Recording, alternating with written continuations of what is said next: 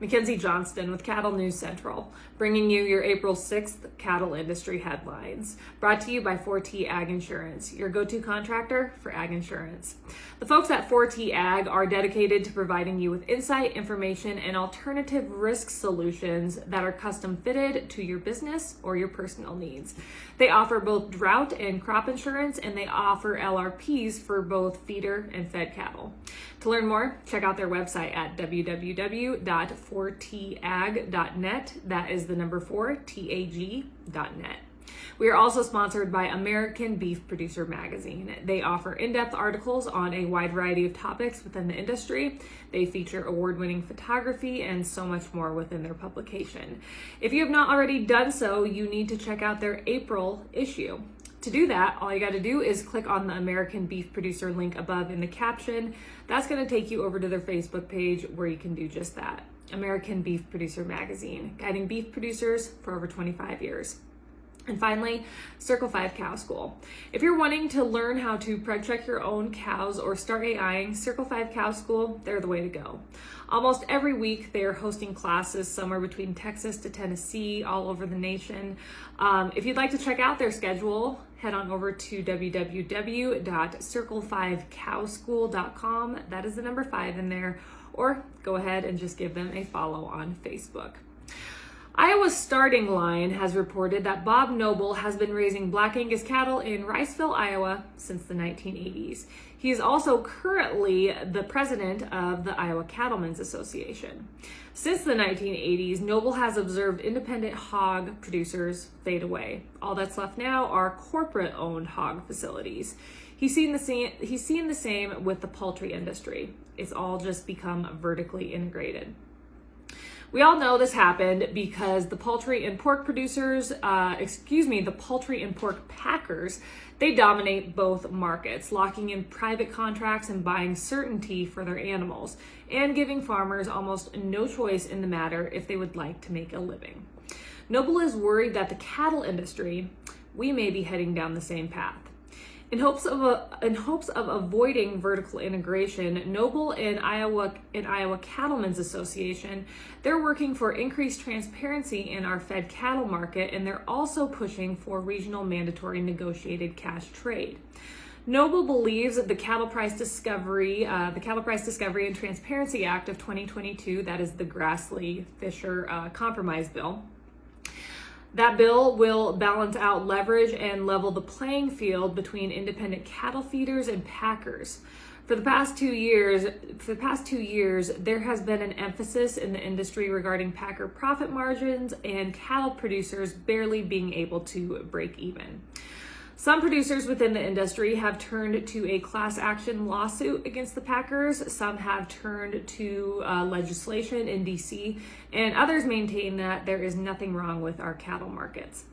Of all the legislation that has been introduced in the past 2 years, this piece of legislation, the Cattle Price Discovery and Transparency Act, has the best chance right now, said Noble. President Biden and Ag Secretary Vilsack they both endorsed the bill, and the chair of the Senate Ag Committee, Debbie Stabenow, has agreed to a hearing. Additionally, as it stands today, 8 Republicans and 9 Democrats are co-sponsoring the bill. With that being said, the bill still has an uphill battle to face, as the packers and various cattle organizations would like nothing more than to see it fail. This update is also sponsored by Ag Risk Advisors. They provide risk management programs to livestock producers all across the West. Whether you are concerned about weather or price risk, Ag Risk Advisors, they are here to help. With current day market fluctuations, you and I both know there is nothing more important than locking in a price floor on your cattle. So if you would like to learn more about an LRP, go ahead and reach out to an advisor today.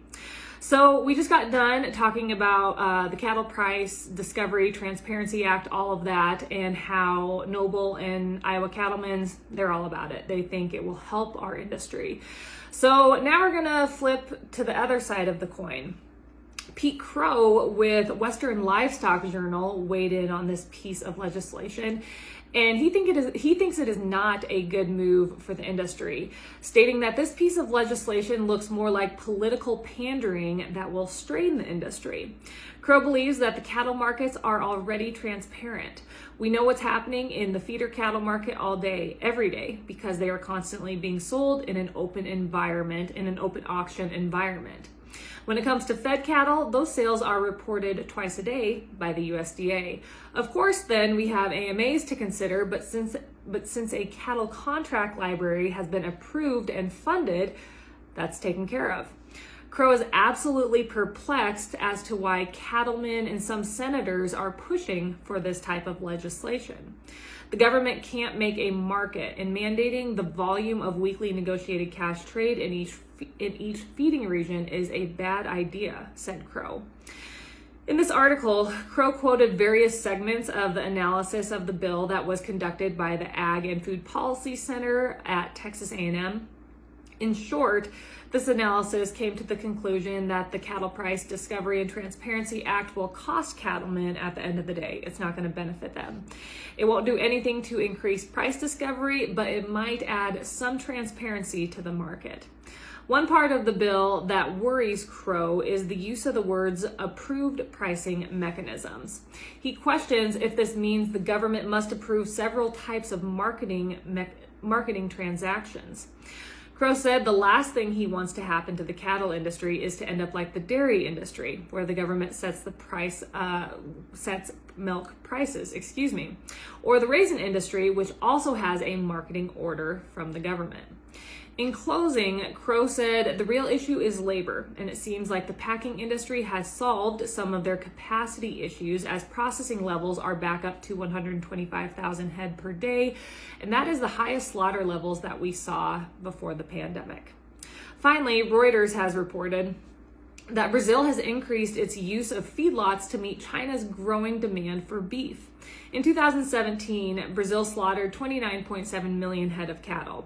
Of those cattle, 3.75 million came from a feedlot, so 12.6% of all cattle slaughtered that year, those were feedlot cattle.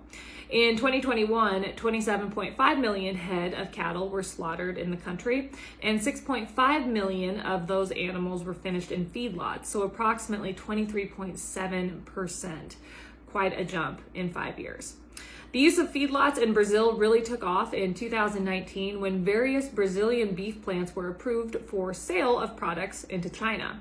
Just in that 1 year, 22 beef plants were approved, and currently 37 Brazilian beef packing plants can sell beef into China.